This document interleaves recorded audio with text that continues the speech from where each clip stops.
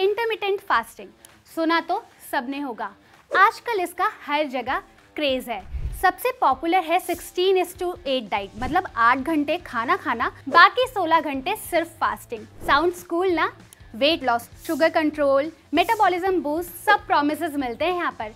लेकिन दोस्तों, strict fasting सबके लिए सेफ नहीं होती। लोग सोचते हैं जितना ज़्यादा फास्टिंग करेंगे उतना ज़्यादा ही वेट लॉस होगा, पर एक नई study diabetes and metabolic syndrome की एक क्लिनिकल रिसर्च एंड रिव्यू के अकॉर्डिंग सिर्फ 8 घंटे का ईटिंग विंडो फॉलो करने वाले लोगों में हार्ट रिलेटेड डेथ का रिस्क लगभग 2 गुना ज्यादा था उन लोगों के मुकाबले जो 12 से 14 घंटे तक खाना खाते थे। Doctor Anoop Mishra, chairman endocrinology 40s के अकॉर्डिंग इंटरमिटेंट फास्टिंग प्रॉमिसिंग तो है, लेकिन ध्यान और केयरफुल रिस्क असेसमेंट के साथ ही इसे अडॉप्ट करना चाहिए और इसे शॉर्ट टर्म और अपनी बॉडी के हिसाब से ही रखना चाहिए। इसलिए अपनी बॉडी को समझो, डॉक्टर से कंसल्ट करो और फास्टिंग के साथ बैलेंस्ड मील और हेल्दी स्नैक्स को भी इम्पोर्टेंस दो, तभी ये वाकई ट्रूली सेफ और इफेक्टिव होगा। हर डाइट हर किसी के लिए नहीं होती, तो स्मार्ट चॉइसेस बनाओ और हेल्थ को प्रायोरिटी दो।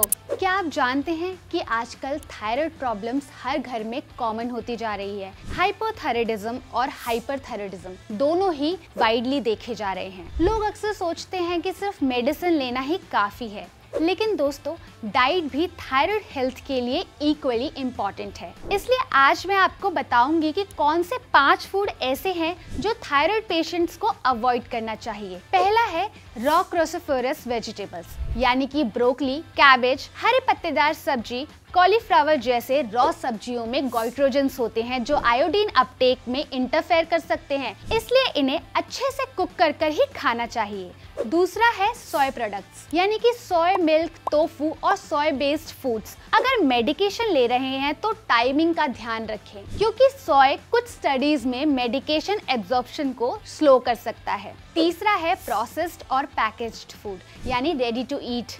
अल्ट्रा प्रोसेस्ड और पैकेज्ड स्नैक्स इन्फ्लेमेशन बढ़ाते हैं और सिम्टम्स को खराब कर सकते हैं। चौथा है एक्सेस शुगर, यानी शुगर और शुगरी ड्रिंक से वेट गेन और हार्मोनल इम्बैलेंस को बढ़ावा मिलता है। पांचवा है हाई कैफीन इंटेक, यानी कि कॉफी या एनर्जी ड्रिंक्स बहुत ज़्यादा लेने से कुछ लोगों में सिम्टम्स जैसे एंजाइटी या दिल की धड़कनें भी बढ़ सकती है, खासकर मेडिकेशन के समय के आसपास। थायराइड पेशेंट्स को अपनी डाइट माइंडफुल तरीके से ही बनानी चाहिए। कुक्ड वेजिटेबल प्रेफर करने चाहिए, सोय को मॉडरेट करना चाहिए, प्रोसेस्ड और शुगरी फूड्स को और कैफीन का इस्तेमाल कंट्रोल में ही रखना चाहिए, तभी ट्रीटमेंट सेफ और इफेक्टिव होगा। क्या आपके भी पीरियड्स इरेगुलर हैं, एक्ने बार बार हो रहे हैं, या फिर वेट कॉन्टिन्यूसली बस बढ़ता ही जा रहा है, तो सतर्क हो जाइए।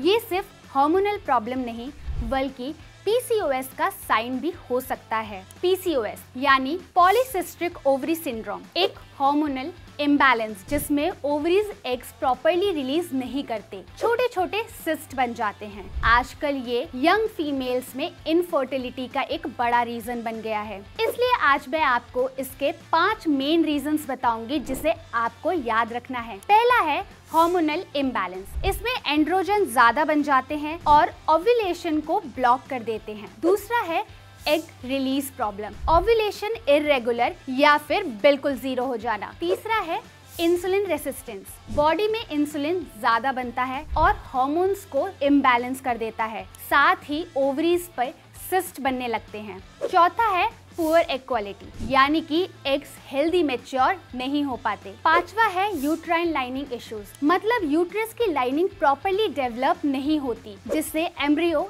इम्प्लांट नहीं हो पाता। लेकिन टेंशन लेने की कोई बात नहीं है, डाइट, एक्सरसाइज और लाइफस्टाइल चेंजेस से ये सिम्टम्स आप मैनेज कर सकते हैं। रेगुलर चेकअप्स और कंसिस्टेंसी ही इसका असली की है। और ऐसे ही हेल्थ टिप्स के लिए जुड़े रहिए ओनली माई हेल्थ के साथ।